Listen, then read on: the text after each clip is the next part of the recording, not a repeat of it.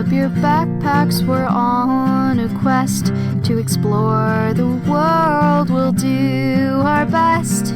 Learning is our forte, so don't mind me if I say. From ancient kingdoms to modern streets, we'll unravel mysteries, take a seat. Learning is our forte, so don't mind me when I say Map Mondays every Monday. Map Mondays every Monday. Map Mondays. Canada, the second largest country in the world, spans more than half of the Northern Hemisphere. Its immense size encompasses diverse landscapes ranging from Arctic tundra in the north to lush forests and vast prairies in the south. Despite its vast landmass, Canada is one of the world's most sparsely populated countries, with a population of approximately 41 million people. 81.9% of Canadians live in urban areas, reflecting the concentration of the population in cities and towns. Canada boasts some remarkable natural and man-made features. It has over 2 million lakes, accounting for an incredible 62% of the world's lakes. This abundance of fresh water contributes to its status as a country rich in natural resources. Additionally, Canada has the world's longest coastline, stretching 125,567 miles, and bordering 3 major oceans, the Atlantic, Arctic, and Pacific.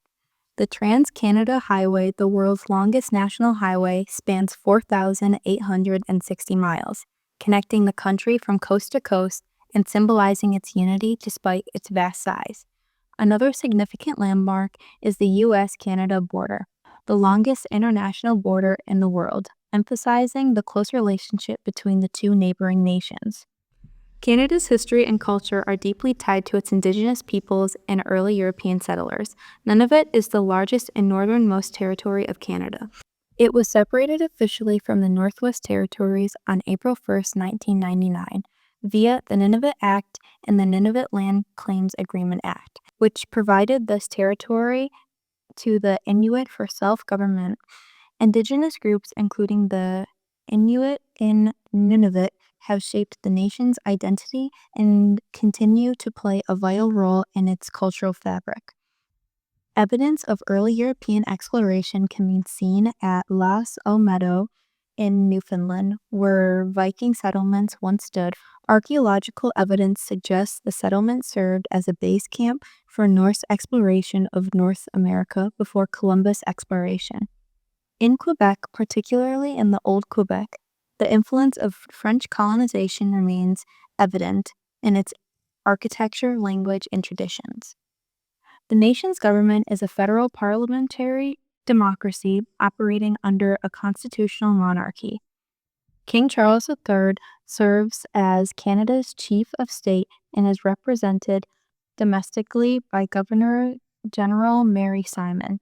Canada's capital, Ottawa, reflects the country's bilingual and multicultural character, though its role can sometimes confuse visitors who might expect larger cities like Toronto or Vancouver to hold that title.